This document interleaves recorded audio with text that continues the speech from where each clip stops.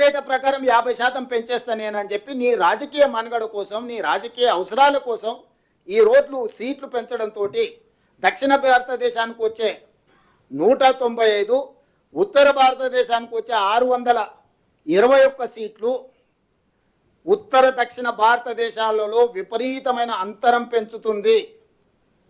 ఇది దేశ మనుగడకు మంచిది కాదు. ఇది రాజకీయ పార్టీలకు సంబంధించిన విషయం కాదు. ఇది దేశ ప్రజలకు సంబంధించిన విషయము. వివక్ష అనేది ఎక్కడికి దారితీస్తుందో మనం అందరం చూసినాము. తెలంగాణ రాష్ట్ర ఉద్యమము, తెలంగాణ రాష్ట్ర ఏర్పాటు, నక్సలైట్ల ఉద్యమము, సమాజంలో వచ్చిన మార్పులన్నీ కూడా వివక్ష ఎక్కడికి దారితీస్తుందో మనకు కళ్ళకు కట్టినట్టుగా కనిపిస్తుంది.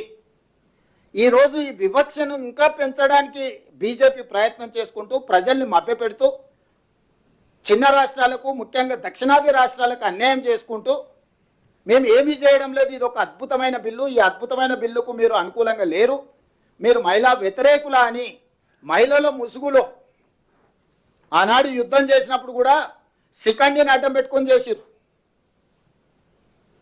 ఈరోజు మీరు సీట్లు పెంచే అధికార దాహానికి మహిళల్ని అడ్డం పెట్టుకోకండి. మహిళా బిల్లుకు మేము సంపూర్ణంగా మద్దతు ఇస్తున్నాం. మహిళా బిల్లు తక్షణమే అమలు జరగాలి.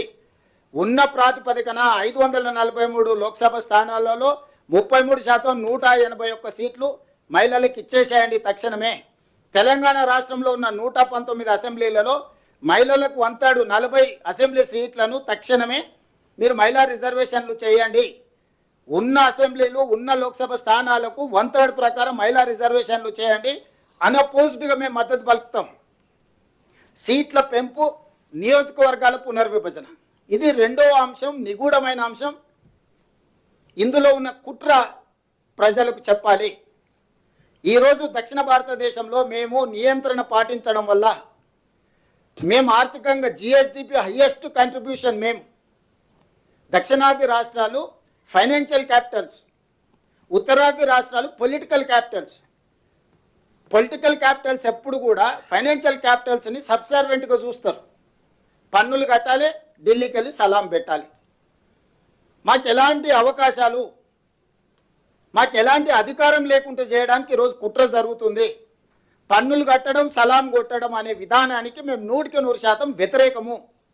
నేను నిర్దిష్టంగా చెప్పదలుచుకున్న నరేంద్ర మోడీ గారికి, మీరు చేస్తున్న కుట్ర దీర్ఘకాలంలో ఈ దేశానికి చాలా పెద్ద సమస్యగా, విపత్తుగా మారుతుంది. ఇది ఏమాత్రం మంచిది కాదు. కాబట్టి ఈరోజు మీరు అనొచ్చు, మీరు గుడ్డిగా వ్యతిరేకిస్తే మరి దీనికి పరిష్కారం ఏందని. అందుకే హైబ్రిడ్ మోడల్ నేను ప్రపోజల్ చేయదలుచుకున్నా. ఈ హైబ్రిడ్ మోడల్లో మీరు 272 సీట్లు మీరు పెంచాలని నిర్ణయించుకున్నారు కదా, అందులో 50%, 136 సీట్లు మీరు చెప్పుకుంటున్న ప్రోరేటా ప్రకారం ఇచ్చుకోండి.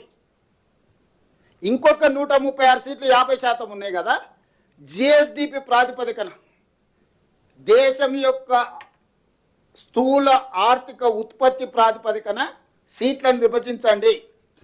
అప్పుడు జనాభా నియంత్రణ చేసి దేశ ఆర్థిక వ్యవస్థకు ఆదాయాన్ని తెచ్చిపెట్టిన రాష్ట్రాలను మీరు గౌరవించినట్టు అవుద్ది. కాబట్టి ఈ హైబ్రిడ్ మోడల్ తీసుకోండి.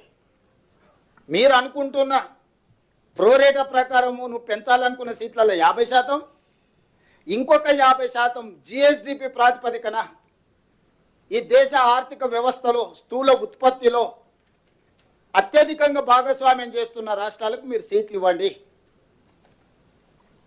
ఇప్పటికే నార్త్ ఈస్టర్న్ అండ్ యూనియన్ టెరిటరీస్లో జనాభా ప్రాతిపదికన పార్లమెంట్ సీట్లు లేవు. ఈశాన్య రాష్ట్రాలలో, కేంద్ర పాలిత ప్రాంతాలలో జనాభా ప్రాతిపదిక లేదు. అక్కడి నుంచి ప్రాతినిధ్యం ఇవ్వాలని చెప్పి చిన్న చిన్న రాష్ట్రాలు ఉన్నాయి. ఇప్పుడు గోవా 10-12 లక్షలు ఉంటుంది మొత్తం జనాభానే, 12 లక్షలు ఉంది ఓటర్లు, 2 ఎంపీలు ఉన్నాయి. మల్కాజ్గిరిలో 36 లక్షల ఓట్లు ఉన్నాయి. 3 గోవా రాష్ట్రాలు ఈక్వల్ టు ఒక మల్కాజ్గిరి పార్లమెంట్. డయ్యూ డామన్ లేకపోతే ఇట్లాంటివన్నీ ఏవైతే ఉన్నాయో ఇవన్నీ కూడా ఈశాన్య రాష్ట్రాలలో కూడా మీకు చిన్న పాపులేషన్కు ఎంపీ సీట్లు ఉన్నాయి. సో 100% జనాభా ప్రాతిపదికన కూడా సీట్ల పంపకాలు లేవు. ఈశాన్య రాష్ట్రాలలో కేంద్ర పాలిత ప్రాంతాలలో ఆ ప్రాంతాలకు ప్రాతినిధ్యం ఇవ్వడానికి జనాభాను పక్కన పెట్టి వాళ్ళకి ప్రాతినిధ్యాన్ని ఇచ్చిండ్రు. పెద్ద రాష్ట్రాల మధ్యలోనే సమస్యను పరిష్కరించడానికి జనాభా ప్రాతిపదికన సీట్లు పెంచిండ్రు. ఈ పెంచిన సీట్లను, ఈ ఉంచిన సీట్లను, ఇచ్చిన సీట్లను ఈరోజు మళ్ళీ మీరు పెంచుకుంటూ పోతే ఈరోజు దక్షిణ భారతానికి ఉత్తర భారతానికి విపరీతమైన అంతరం ఏర్పడుతుంది. దాంతో మేము రాజకీయంగా ద్వితీయ శ్రేణి పౌరులుగా మిగిలిపోవాల్సి వస్తుంది. మేము అత్యధిక ఆదాయాన్ని దేశానికి అందిస్తున్నాం, అత్యధికంగా ఉద్యోగ ఉపాధి అవకాశాలు మేము అందిస్తున్నాం. అన్ని రకాలుగా ఈ దేశాన్ని బలోపేతం చేయడానికి మేమందరం పనిచేస్తున్నాం. అట్లాంటి మమ్మల్ని శిక్షించే అధికారం మీకెవరు ఇచ్చిండ్రు? అందుకే సుప్రీంకోర్టు కూడా చాలా సందర్భాలలో విద్యా ఉద్యోగ అవకాశాలలో 50% రిజర్వేషన్లు 50% మెరిట్ అని చెప్పింది. మీ అందరికీ తెలుసు. మన స్థానిక సంస్థలలో కూడా రిజర్వేషన్లు పెంచాలనుకున్నప్పుడు కూడా సుప్రీంకోర్టు 50% మించకుండా మీరు రిజర్వేషన్లు అమలు చేయమని సుప్రీంకోర్టు ఆదేశాలు ఇచ్చింది.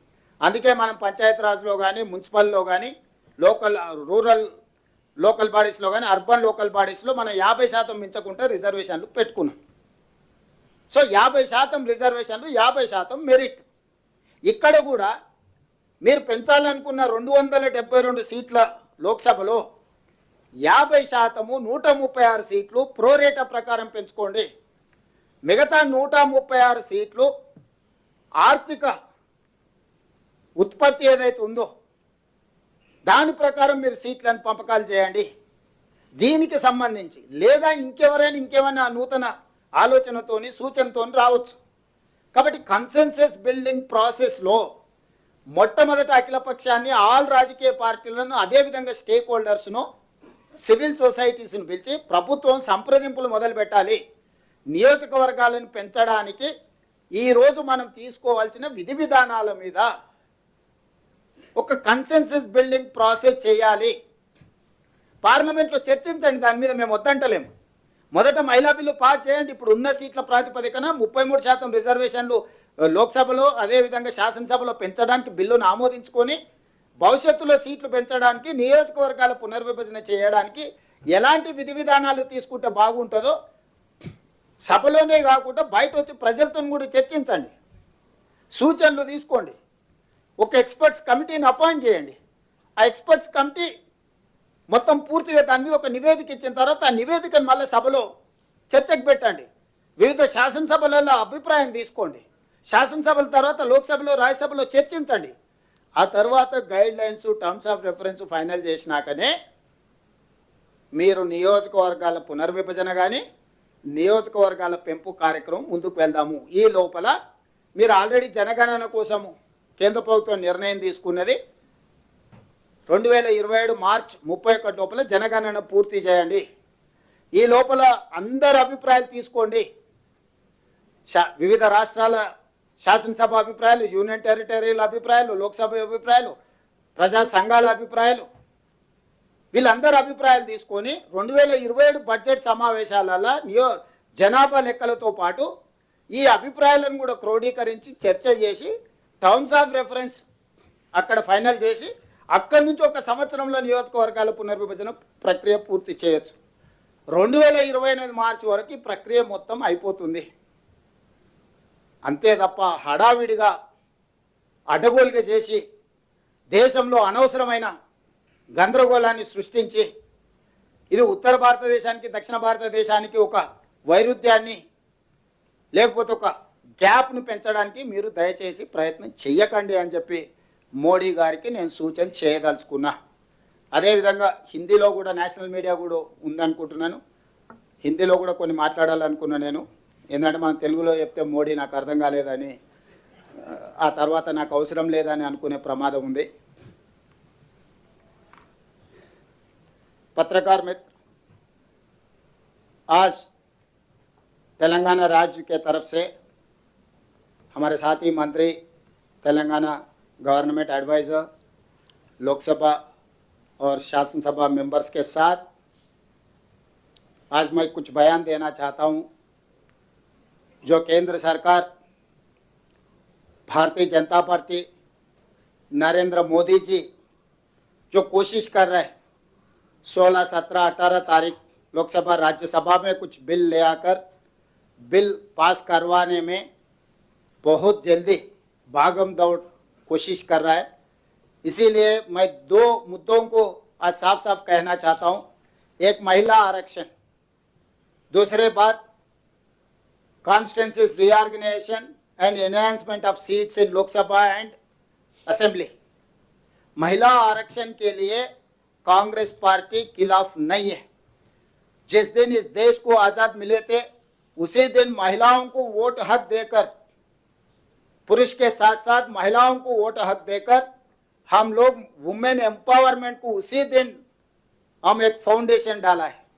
उसके बाद राजीव गांधी जी ने panchayat raj and municipal urban local bodies में महिला आरक्षण लागू कर दे के इस देश में महिलाओं को लोकल बॉडीज रिप्रेजेंटेशन हमने दिलवाए।